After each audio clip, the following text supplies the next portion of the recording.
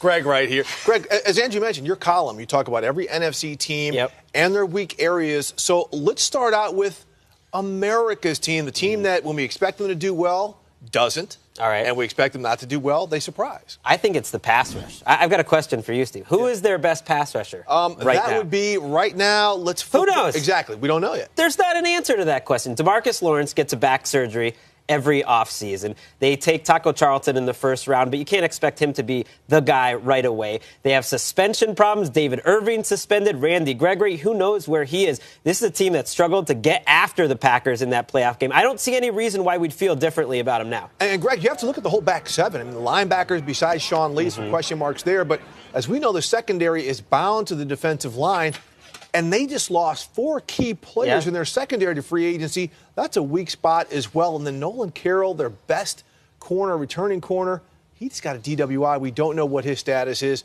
I think defensively they're going to have some issues again. It's a chicken or egg problem. Like the secondary made up for the pass rush last year. That's not going to happen anymore. But Rod Marinelli, he is the man, defensive coordinator. Okay, let's go to the Great Northwest here and the Seattle Seahawks, a team that could be contending for the NFC title. You know, at what point do we stop calling Tom Cable a great offensive line coach? Like, I always hear this, that he's a great offensive line coach, but their offensive line is never any good. It's an organizational problem each year. They bring in new players. They move them all around. They got Luke Jokel getting a lot of money. Maybe he moves to left tackle, but it never works out. Greg, you're asking him to build an army with Buzz Lightyear and all the toys in his toy box. That's because they haven't gotten him talent. Now, they go out and they got Luke Jokel in free agency. They add him, but he's coming off of knee surgery. They haven't decided if he's going to play left tackle, left guard.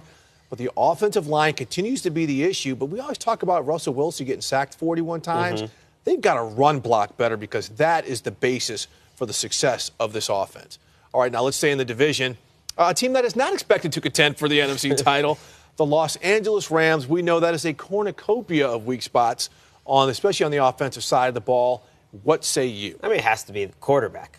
Jared Goff has to be the quarterback? Jared Goff and their quarterback play was the worst, I would say, in the NFL last year. It's funny how the bar's been lowered for Jared Goff. Now, if he's just like solid, if he's passable, everyone's happy. We didn't do that with Cam Newton as a #1 pick in his second year. We didn't do that with Andrew Luck or Jameis Winston. I think the bar right now is just if he can be okay, everyone's happy, and that's not good enough for a #1 pick. That's because the rest of the offense can be okay. Everyone will be happy. Right. You can't judge Jared Goff with that stuff they sent out there with him last year, including, as Todd Gurley said, a middle school offense.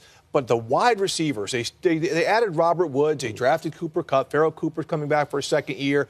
If they could at least perform okay as a unit, they're not going to dominate anyone individually, but as a unit, I think Jared Goff has a chance. You can't go. You can't. Marcus Mariota hasn't had any receivers. He's looked pretty good in the first couple of years. Well, Marcus Mariota's on a better team than what the Rams threw out there in the Coliseum last year. A little bit. Man, you're down on Jared Goff. There we go, Andrew. Keeping it